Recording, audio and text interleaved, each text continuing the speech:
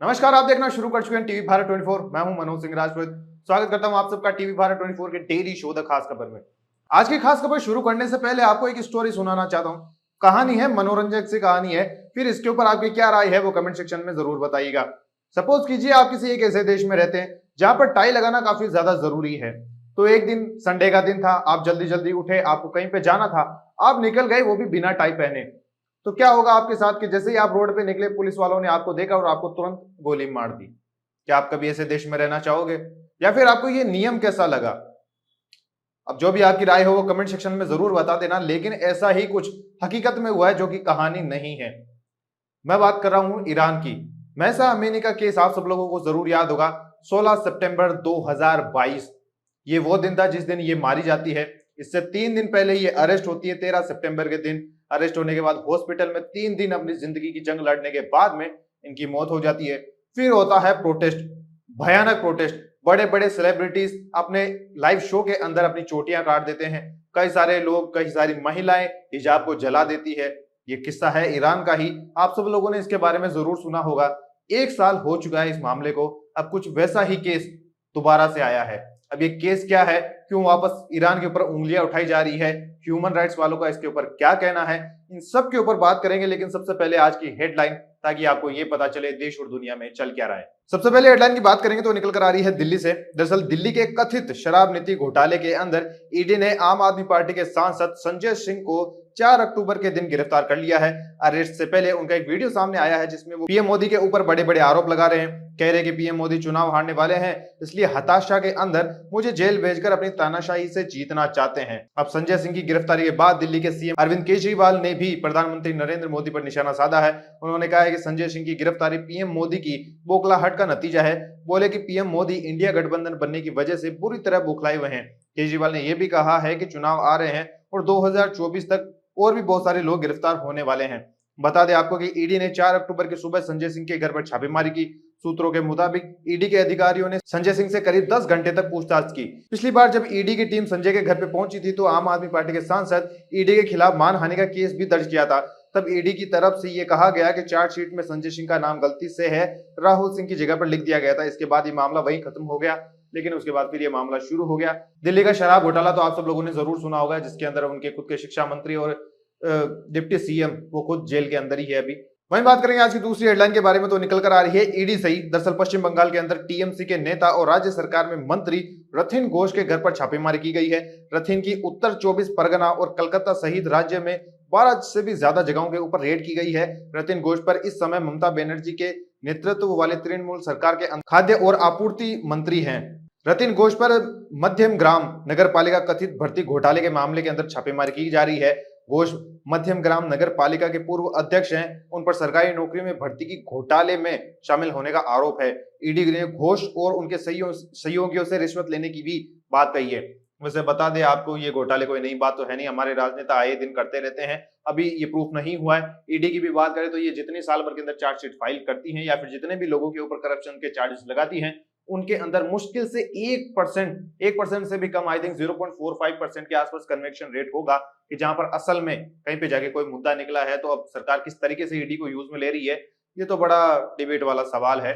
वहीं बात करेंगे आज की तीसरी हेडलाइन के बारे में तो निकल कर आ रही है मध्य प्रदेश से। दरअसल मध्य प्रदेश उज्जैन के अंदर 12 साल की बच्ची से जो रेप का मामला आया था, उसके अंदर एक ऑटो ड्राइवर भरत सोनी नाम का बंदा गिरफ्तार हुआ था। 4 अक्टूबर को बुलडोजर से उसका घर ढहा दिया। आज तक के संपीत कुलश्रेष्ठ की रिपोर्ट के मुताबिक भरत सोनी ने उज्जैन नानाखेड़ी क्षेत्र के अंदर सरकारी जमीन पर कब्जा कर रखा था। यहाँ पर वो अपने माता पिता और भाई बहन के साथ कई सालों से रह रहा था। 4 अक्टूबर में भारी पुलिस बल की मौजूदगी के दौरान आरोपी के टीन से बने मकान को नगर निगम के द्वारा गिराया जा चुका है। सितंबर के आखिरी हफ्ते में उज्जैन में एक सीसीटीवी फुटेज वायरल हुआ था, जिसमें एक बच्ची सड़क पर भटकती हुई दिखाई दे रही थी। बच्ची घायल थी, अर्धनग्न हालत में भी थी। मदद की तलाश में 8 किलोमीटर तक वो चलती रहती है, लेकिन कोई भी उसकी मदद नहीं करता। आखिर में बच्ची आश्रम के दरवाजे पर पहुंचती है और आश्रम के पुजारी उसका अंग वस्त्र ओढ़ाया, उसे खाना खिलाया, उसके बाद उसको अस्पताल लेकर गए और मेडिकल में उसकी जांच में रेप की पुष्टि की गई। उसके बाद भरत सोनी नाम के ऑटो ड्राइवर को गिरफ्तार कर लिया गया है। अभी 3 बंदों को और गिरफ्तार करना है। अभी इसके अंदर कोई भी अपडेट नहीं आया है, जैसे आएगा आपको जरूर बता दिया जाएगा। वहीं बात करेंगे आज की आखिरी हेडलाइन के बारे में तो निकल कर आ रही है सिक्किम से। दरअसल सिक्किम में बादल फटने की वजह से आज अचानक बाढ़ आ गई, जिसमें अब तक 14 लोगों की मौत हो चुकी है, जबकि 102 लोग लापता बताए जा रहे हैं। इनमें सेना के 22 जवान भी शामिल है। न्यूज एजेंसी A9 ने दी जो जानकारी है, उसमें लापता लोगों की तलाश में सर्च अभियान चलाया जा रहा है। 4 अक्टूबर को राज्य में उत्तरी इलाके में स्थित लोहनक झील पर यह बादल फटा था, जिसकी वजह से झील में बहुत ज्यादा पानी बह गया है। इसमें तीस्ता नदी के अंदर अचानक बाढ़ आ गई। नदी से लगे इलाकों में आर्मी कैंप था, जो बाढ़ की चपेट में आने के बाद वहां पर 40 गाड़ियां भी डूब चुकी है।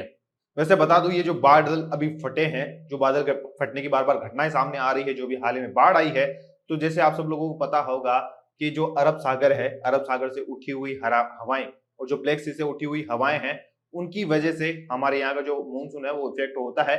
और इस बार जो एल नीनो इफेक्ट है, एल नीनो इफेक्ट के बारे में नहीं पता तो हमारा चैनल देखते रहिएगा, इसके ऊपर हमने बात भी की है और आपको डिस्क्रिप्शन में लिंक भी मिल जाएगा, जहां पर आप देख जाकर उस एल नीनो इफेक्ट के बारे में जान सकते हैं।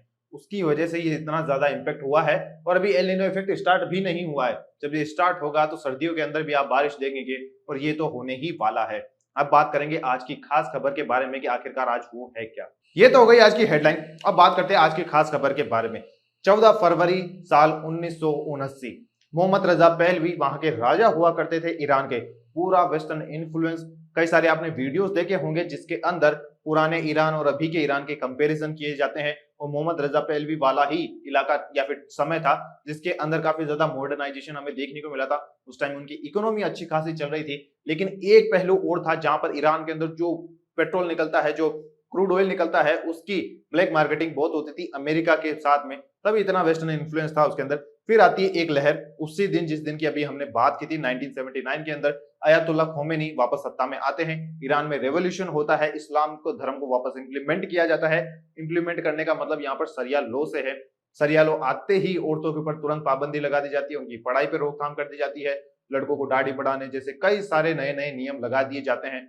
फिर उसके बाद धीरे धीरे करके इनके अंदर ढील भी दी जाती है, लेकिन औरतों के हिजाब पहनने को लेकर काफी ज्यादा स्ट्रिक्ट रूल देखने को मिलते हैं। अब हिजाब को लेकर इतनी बड़ी समस्या है कि अगर किसी औरत का थोड़ा सा बाल भी निकला हुआ होता है तो वहां पर एक मोरलिटी पुलिस नाम से लोग घूमते हैं, जो कि सरकार के अंडर ही काम करते हैं। सरकार इनको फंड करती है, पैसा देती है और इनका काम यही होता है कि जिन महिला ने ठीक से हिजाब नहीं पहना है उनको पकड़ के लाओ, 3-4-5 दिन का उनको टॉर्चर दो, उनको फिर से हिजाब पहनना सिखाओ। अब इसी के चलते एक बड़ा बड़ा केस हुआ था, जैसा आप सब लोगों को पता है, 16 सितंबर 2022 के अंदर, यानी आज से एक साल पहले, जहां पर महसा अमीनी नाम की एक शख्स, एक औरत होती है, उसकी मौत हो जाती है। मौत होने के पीछे कई सारे कारण बताए जाते हैं, लेकिन सच्चाई तो ये थी कि मोरालिटी पुलिस ने उसे एक हॉस्पिटल से गिरफ्तार किया था 13 सितंबर के दिन, और कारण यह था कि उसने ठीक से हिजाब नहीं पहना। हॉस्पिटल में ले जाने के बाद उसके साथ मारपीट की जाती है और उसके सर पे एक रोड मारी जाती है, जिसकी वजह से 3 दिन बाद उसकी मौत हो जाती है। अब वैसा ही एक और केस निकल के सामने आया है। उस टाइम तो काफी ज्यादा ईरान के अंदर रेवोल्यूशन भी हुआ था, कई सारी बड़ी बड़ी सेलिब्रिटीज ने अपनी चोटियां काट दी स्टेज के ऊपर, जैसा आप सब लोगों ने वीडियो देखे भी होंगे। उस टाइम के ऊपर बहुत भयंकर प्रोटेस्ट हुआ था, लेकिन आखिर में हुआ क्या? 2 महीने चली जद्दोजहद के बाद कई सारे लोगों को प्रिजन में डाल दिया। इवन प्रिजन का कभी अगर आपने नाम सुना होगा ईरान के अंदर, तो कभी नाम सुना है, इसके ऊपर आप सर्च कर सकते हैं। इसकी जो हॉरिफिक स्टोरी है उसको भी आप सुन सकते हैं। इससे रिलेटेड भी कई सारे वीडियो वायरल होते रहते हैं, जहां पर लोगों को किस प्रकार से टॉर्चर किया जाता है धर्म के नाम पर। आप जानकर शॉक हो जाएंगे। इसके ऊपर हम कभी और बात करेंगे, लेकिन अभी बात कर लेते हैं जो आज केस हुआ है उसके बारे में। तो तेहरान के अंदर संडे का दिन था। संडे के दिन तकरीबन आप मान के चलिए 4 से 5 बजे के आसपास एक औरत जिसका नाम अरमाइलिया गोडवेड होता है, क्या पता मैं ठीक से नाम प्रोनाउंस नहीं कर पा रहा हूं उनका, तो अरमाइलिया संडे के दिन अपने किसी साथी के साथ कहीं जा रही थी। मेट्रो स्टेशन के बाद शाहबाब नाम का एक रेलवे मेट्रो स्टेशन होता है, वहां पर मोरालिटी पुलिस आती है, उसको वहां से गिरफ्तार कर लेती है और उसको मेट्रो के अंदर ले जाती है। मेट्रो के अंदर ले जाने के बाद जब उसको वापस निकाला जाता है तो वो कोमा के अंदर चली जाती है। फिर तेहरान के ही एक हॉस्पिटल के अंदर उसका इलाज चलता है। इलाज के अंदर उसकी एक फोटो वायरल हो जाती है मंगलवार के दिन, यानी कल ही के दिन, जहां पर उसके सर के ऊपर एक बहुत बड़ा बैंडेज लगाया हुआ है, मानो किसी ने वार किया है या फिर चोट दी है। अब जब पुलिस से पूछा गया कि ये कोमा में कैसे गई, तो उन्होंने ये कहा था कि अपने आप बेहोश हो गई क्योंकि ब्लड प्रेशर इसका लो हो गया था या फिर हाई हो गया था। ऐसी कोई इंफॉर्मेशन है जो कि पूरी तरीके से झूठ है। उसके शरीर के ऊपर कई सारे चोटों के निशान है। अगर पुलिस ने उसको इतना ही आराम से लेके गई थी और किस वजह से उसको गिरफ्तार किया गया, उसका भी कोई बड़ा रीजन नहीं आया। रीजन तो बेसिकली यही था कि उसने हिजाब नहीं पहन रखा था उस दिन। उसकी वजह से ही उसके साथ इतना सारा सुलूक हुआ, सुलूक के चलते वो कोमा में चली गई। कोई भी प्रोटेस्ट नहीं है क्योंकि सरकार सोशल मीडिया के ऊपर पूरी तरीके से आंखें गड़ाई हुई बैठी है।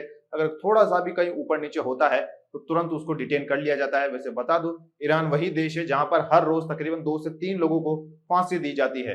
और बता दूं आपको, जो मासा अमीनी वाला केस हुआ था उस प्रोटेस्ट के दौरान तकरीबन 120 लोगों को फांसी की सजा सुनाई गई थी। 120 लोगों को। किस लिए? क्योंकि प्रोटेस्ट करने के लिए कई सारी उसमें औरतें भी शामिल थी, कई सारे जर्नलिस्ट एक्टिविस्ट उसके अंदर शामिल थे। उन सबको फांसी पे चढ़ा दिया सिर्फ प्रोटेस्ट करने की वजह से। वहीं बात करेंगे, एक हेगवे नाम का कुर्दिश फोर्स राइट ग्रुप है, कुछ ये मतलब वो ह्यूमन राइट्स वाला ग्रुप है।